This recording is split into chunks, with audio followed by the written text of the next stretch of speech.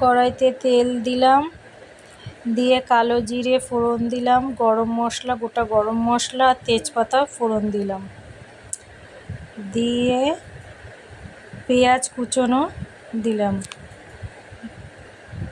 লাল লাল করে ভেজে নিতে হবে, ভালো করে ব্রাউন কালার করে ভেজে নিয়ে তারপরে আদা রসুন বাটা দিয়ে ভালো করে কষাতে হবে।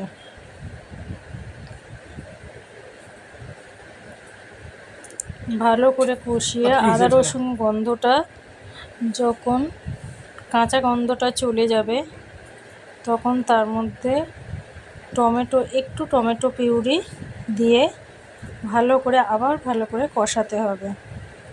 কষিয়ে একটু হলুদ দিলাম, একটু লঙ্কার গুঁড়ো দিলাম, একটু জিরের গুঁড়ো দিলাম, ধনের গুঁড়ো দিলাম, দিয়ে আবার ভালো করে কষাতে থাকবো যতক্ষণ না তেলটা ছাড়ে। ভালো করে কষিয়ে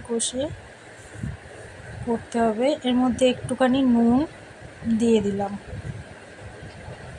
একটু মিষ্টিও ফেলে দিলাম, দিয়ে ভালো করে কষাতে হবে।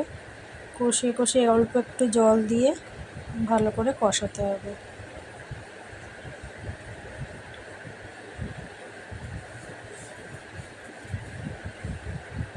তারপর টক দইটা ভালো করে ফাটিয়ে রাখা টক দইটা দিয়ে ভালো করে কষাতে হবে।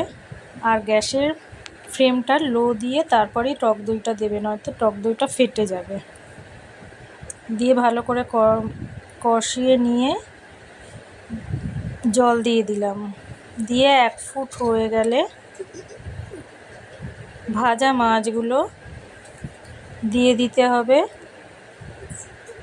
একটু কাঁচা লঙ্কা, একটু গরম মশলা দিয়ে ভালো করে নাড়িয়ে চাপা দিয়ে দিতে হবে। একটু ফুটতে দিতে হবে, তারপরেই আমাদের রেডি মাছ। এইবারে থালায় ঢেলে দিলাম। দেখো কি সুন্দর হয়েছে দই পোনাটা। গরম গরম ভাতের সঙ্গে খাবে, খুব ভালো লাগে।